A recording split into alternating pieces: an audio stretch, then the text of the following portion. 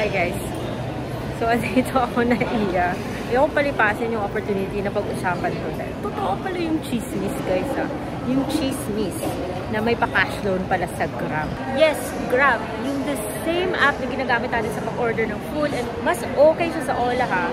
So, syempre, dali-dali ko rin chinek yung Grab ko. Na-upgrade ko siya. See ya!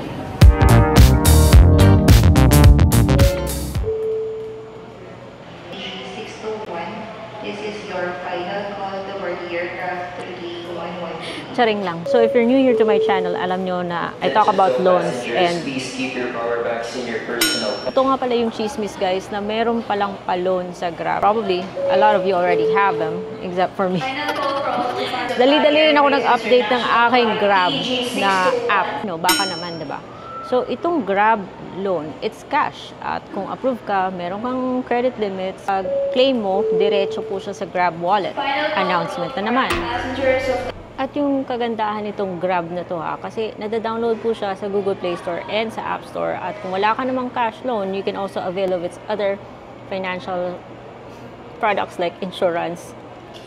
Seriously. Anyway, why choose Grab Cash Loan? It can let you borrow up to 50,000 pesos. Malaki na rin yan guys ha. Whether it's vacation, home improvement, or big purchase, you can borrow up to 50,000 pesos hassle-free. Wow.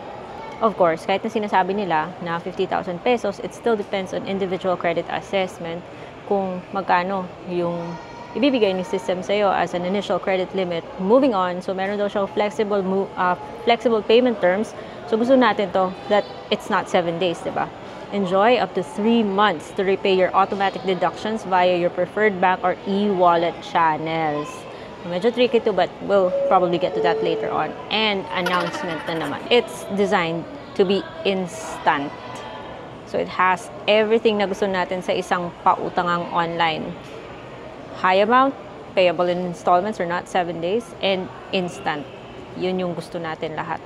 Anyways, kung meron ka nito, yung icon niya, yung loans, dapat makikita mo yan pag login mo sa Grab app nyo. All you need to do is just open your Grab app, launch the Grab app, and tap on loans.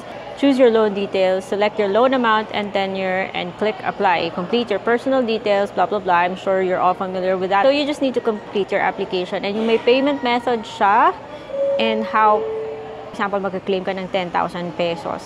Expect a monthly payment times 3 of 3,732.33. So yung total payment mo is 11,197. So may mga 1,000 plus lang yung interest, which is good na, di ba? If you're going to ask me, okay na to. Okay, so zero processing fee siya. And wala siyang documents na hinihingi. So you just need to apply through the app. And kung sa interest naman, 2.99% per month is not bad. Kasi may mga Ola nga na 15%. So 2.99 is okay na rin siya ha. Depending on your eligibility. A one-time processing fee of 2% will apply. 2%. I guess okay na lang. And check your loan offer with the latest rates. So, unfortunately, at the moment, hindi po siya available sa lahat, including me. May basic requirements po siya that you have to be 21 to 65 years old. And your Grab account needs to be fully verified and very active. Active naman ako, bakit wala? And at least 3 months old. Ayan, kung bagong create pa lang yung mga Grab nyo, huwag kayo mag-expect na may access kayo kagad sa loan ha. Dapat walang overdue and currently residing in the Philippines. So, hindi pwedeng nasa labas ka ng Pilipinas. Once you are eligible, Grab will notify you. So, make sure naka-notification on kayo once you're eligible.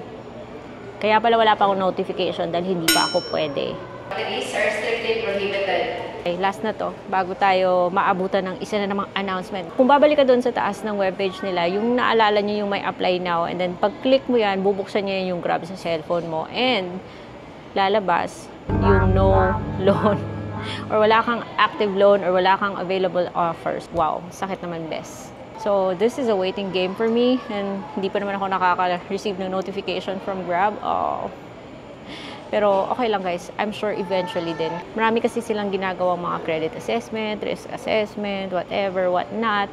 May mga parameters silang pina-follow to screen Grab users and see kung sino yung pwedeng magkaroon ng ganitong offer. Say for example, ayaw talaga ni Grab mag-offer sa'yo ng cash loan. Meron naman tayong mga other options.